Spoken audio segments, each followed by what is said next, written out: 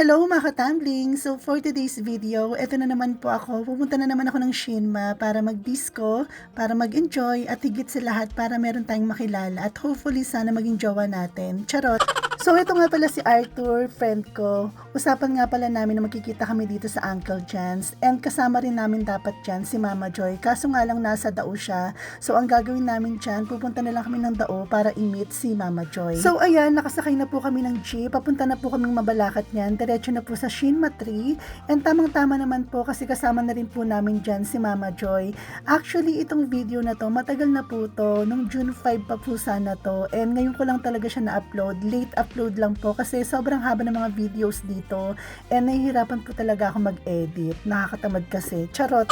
So ayan po, pumasok na po kami sa loob ng Shinma. And kung mapapansin nyo po, konti pa lang yung tao dito. Kasi nung pumunta kami dyan, medyo maaga pa talaga. Siguro mag-aalas 10 pa lang. Actually mga katambling, meron din pong Shinma sa amin, sa Balibago po, which is malapit lang po sa amin. Shinma 2 po ang tawag nila doon. Ito kasi, Shinma 3. Pero kung papipiliin nyo po ako, mas gusto ko po dito sa 3. Although mas malaki po yung place sa 2.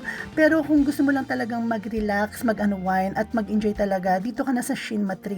Kasi payapa dito and magkakaintindihan pa kayo ng kausap mo. And higit sa lahat, hindi siya crowded at hindi rin siya ganun kagulo. Anyway mga katambling, ayan po, dumating na po yung order naming drinks. Ang tawag po nila dyan ay Zombie Tower. 650 pesos po bawat isang ganyan. And syempre, dumating na rin yung aming mga pulutan. Ito po yung mga food na in-order namin. Meron po kaming french fries, buffalo wings, and syempre yung lechon kawali. Lahat po ng mga pulutan nila dito, sobrang sarap. Kaya kapag pupunta ako dito, ito po talaga yung lagi kong ino-order. So ayan, enjoy lang po kami dyan, chill lang po. Pero sa totoo lang, nakakainip pa rin kasi 3 lang kami dyan. Actually, meron din ako mga friends na in-invite, kaso nga lang hindi sila nakapunta kasi nung time na yan, mga busy rin sila sa buhay nila, may sarili din silang ganap. Alam niyo naman ako, kahit saan ako pumunta, marami akong kaibigan. Siguro kung tatakbo nga ako ng mayor, siguro mananalo ako. Charot! So ayun, dahil nga marami akong friends kahit saan, naisipan ko na lang mag-invite ng iba. So ayan, in-invite ko nga pala sila Gerald. Members nga pala sila ng Magaslo Boys.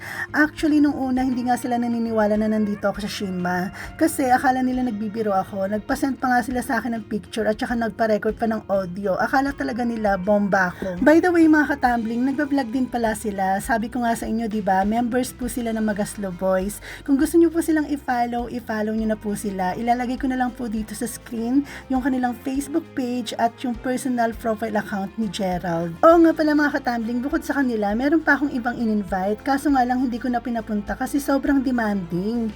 Walang pamasahe. So ibig sabihin nun, kailangan kong mag-send ng GCash para lang makapunta sila. 'Di ba? Grabe naman yung ganon. Papupuntahin mo na nga, paiinumin mo na nga. Kaso nga lang, walang pamasahe. So, ibig sabihin, kailangan ko pa silang bigyan ng pamasahe, papunta at pauwi. So, ayun na nga mga katambling, nakakasad man. Pero wag na nating i-stress yung mga sarili natin sa mga ganong tao. Yung tipong nag-i-invite na nga tayo, pinapainom na nga natin sila. Gusto pa nila, sagot pa natin yung pamasahe nila. Ano yun, package deal? Matuto tayong humindi sa mga taong super demanding. Pag ganun kasi, super abuso na talaga yung mga ganun. Dapat ini-ekesan natin yung mga ganung tao. Charot! So, ayun na nga mga katambling, in-enjoy ko na lang talaga yung gabi na to. And nakikita niyo naman tong sila Gerald, pati mga kasama niya, sumasayaw na, diba? Hindi ko nga alam kung mga lasing na ba to or what eh. Pero normal pa naman sila. Tapos itong mga kasayawan nila, yung nakakap, tapos yung nakasalamin, ayan. Yung nakasalamin na yun, super gwapo talaga siya. Crush ko nga yan eh. Akala ko nga siya na yung magiging Mr. Right ko. Charot! Pasalamat sila, wala pa akong tama ng oras na yan. Kasi kung nalasing lang talaga ako, sasayawan ko yung mga yan. Hindi nila alam palaban ako. Baka kaldagan ko sila. Tapos ito naman si Mama Joy, naloka ako sa kanya, grabe, hindi pa yun lasing nga, pero sumayaw talaga siyang mag-isa sa dance floor. Grabe, diba? Tapos ito nga pala si Kyle, bigla na lang lumapit sa akin, nagpakilala. Actually, kanina nagpakilala na yan sa CR eh. Nagandahan siguro sa akin, o diba? Panalo, ang ganda. Anyway mga katambling, hanggang dito na lang yung video ko. Tatapusin ko na kasi ang haba-haba na ng mga sinabi ko.